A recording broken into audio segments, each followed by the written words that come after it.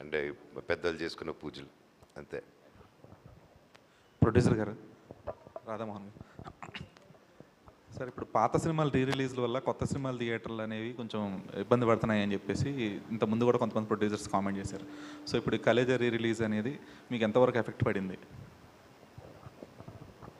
Question నాకు అర్థం కాలేదు, ఏంటంటారు? పాత సినిమాలు రీ రిలీజ్ అవుతున్నాయి కదా సార్ ఇప్పుడు కొన్ని. సో రీ రిలీజ్ల వల్ల ఆ సినిమాలకు వచ్చినంత ఆడియన్స్ ఇవన్నీ కానీ కొత్త సినిమాలు కొంచెం ఎఫెక్ట్ అవుతున్నాయి అని చెప్పేసి చాలామంది అంటా ఉన్నారు. సో ఇప్పుడు కలేజా రీ రిలీజ్ అయింది, కొంతవరకు అది కరెక్టే, కానీ ఏది మనం ఆపలేం. ఆడియన్స్ పాత సినిమా చూస్తారంటే వెల్కమ్, వాళ్ళు చూస్తారు, తప్పదు కదా. ఇది ట్రెండ్ ఆల్మోస్ట్ ఒక 1 year నుంచి స్టార్ట్ అయింది. అంతకుముందు ఇది ఎవరికి అలవాట్లేదు, ఇప్పుడు స్టార్ట్ అయింది.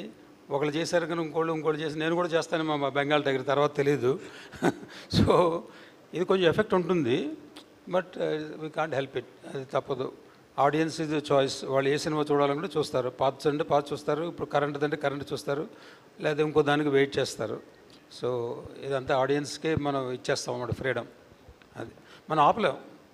అది అంటే దానికి ఒక కలెక్టివ్ డెసిషన్ లాగా we can't do anything from the chamber కానీ లేదంటే ప్రొడ్యూసర్స్ అందరూ కానీ కలెక్టివ్ డెసిషన్ టైప్లో.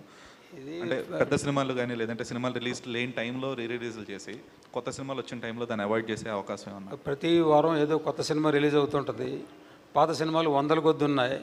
ఎలా చెప్పండి, ఎలా సార్ట్అవుట్ చేస్తారు? తప్పదు కదా. సో ఛాంబర్ దీంట్లో ఇన్వాల్వ్ అవ్వదు, ఎందుకంటే ఇది ఫ్రీడమ్. ఎవరి సినిమా వాళ్ళు రిలీజ్ చేసుకోవాలంటే ఎవరు ఆపలేరు.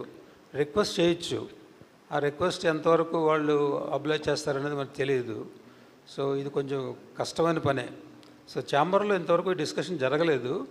మేబీ మీ సజెషన్ వల్ల నెక్స్ట్ టైం ఛాంబర్లో మాట్లాడతాం, ఏమైనా చేయొచ్చేమో. అంటే ఫ్రైడే కాకుండా మండే రిలీజ్ చేయమని చెప్పొచ్చు.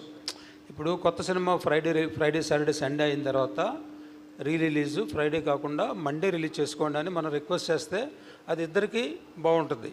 ఇది నాకు తట్టిన ఐడియా, డిస్కస్ చేయాలి. బెల్లంకొండ సాయి శ్రీనివాస్ గారు. సార్, ఐ వాంట్ టు నా పాయింట్ ఆఫ్